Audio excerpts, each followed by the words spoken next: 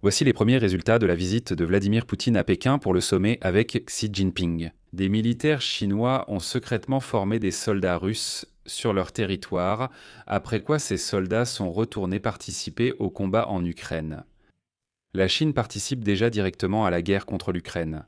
Et tout indique que Pékin est prêt à continuer d'aider Poutine dans la guerre, tant qu'il continue d'envoyer ses troufions russes crasseux à la guerre, afin que l'Occident soit préoccupé par la Russie et non par la Chine.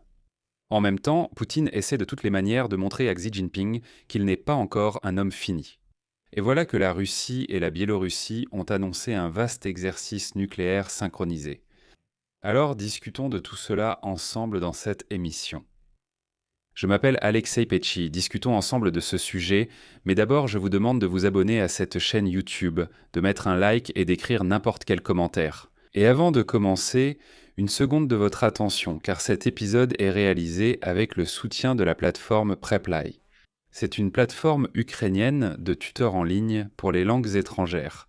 Il y a environ 100 000 enseignants et 90 langues. C'est idéal pour ceux d'entre vous qui, par exemple, ont émigré.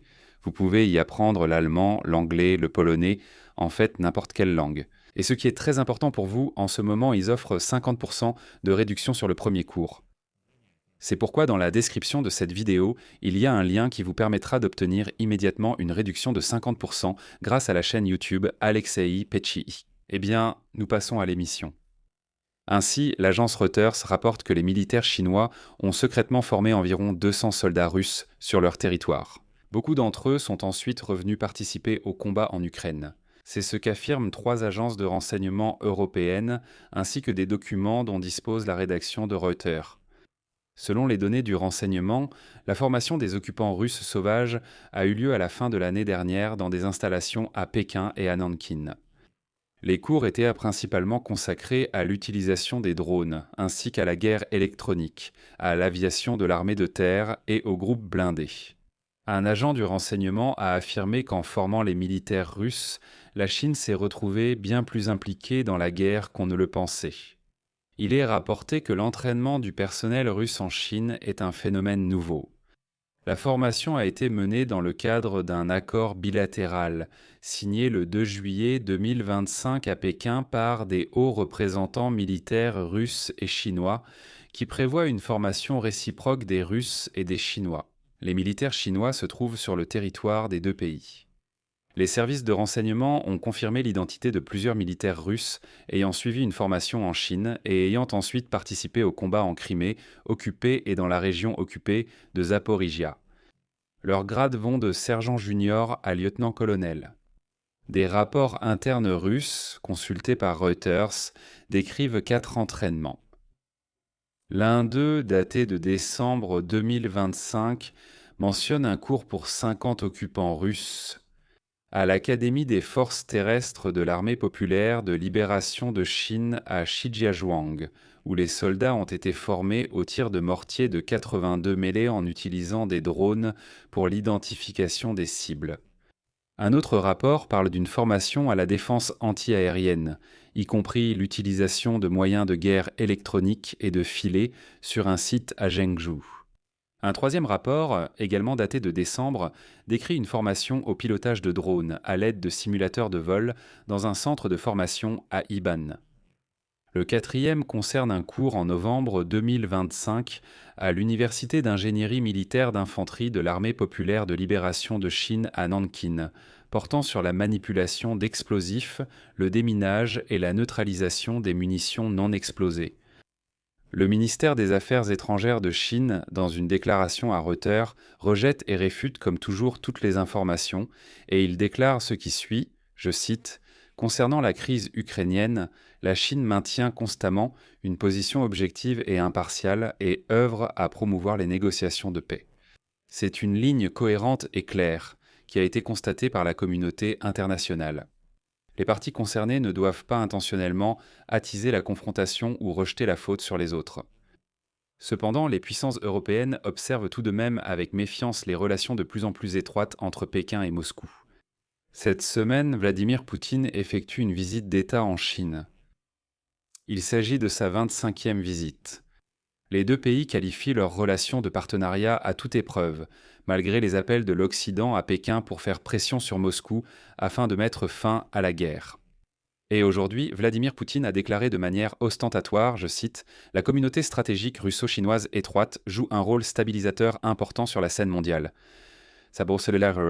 Dans le même temps, notre amitié n'est dirigée contre personne, mais nous œuvrons pour la paix et la prospérité de tous. Dans le même temps, juste à la veille de ses visites à Pékin, le dictateur russe dégarni Vladimir Poutine a décidé de montrer à son maître Xi Jinping qu'il avait encore de la force. Le petit chien court vers son maître, remue la queue et dit « Écoute, je suis jeune et en forme, ne me jette pas. » De quoi je parle ? Le ministère de la Défense de la Fédération de Russie a déclaré que les forces armées russes organisent du 19 au 21 mai des exercices de préparation à l'utilisation des forces nucléaires en cas de menace d'agression. Les principaux objectifs de ces manœuvres seront de s'exercer aux actions visant à dissuader l'adversaire et de vérifier le niveau de préparation du personnel. En outre, les exercices incluent des tirs de missiles balistiques et de croisières sur des terrains d'entraînement russes. Cela se produira justement au moment où Poutine boira du thé avec Xi Jinping. Il est rapporté que les forces des missiles stratégiques sont impliquées dans les exercices.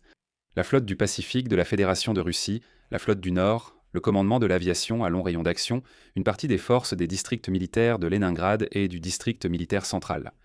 Au total, plus de 64 000 militaires et plus de 7 800 unités d'équipement participeront aux manœuvres, y compris plus de 200 lanceurs de missiles, plus de 140 appareils volants, 73 navires de surface et 13 sous-marins, dont 8 sous-marins nucléaires lanceurs d'engins à vocation stratégique. Je tiens aussi à souligner que la veille, le ministère de la Défense du Bélarus, qui en réalité c'est pratiquement la même chose que le ministère de la Défense de la Russie, simplement appelé différemment, a annoncé le début d'exercices conjoints avec la Russie sur le transport des ogives nucléaires et la préparation à leur utilisation.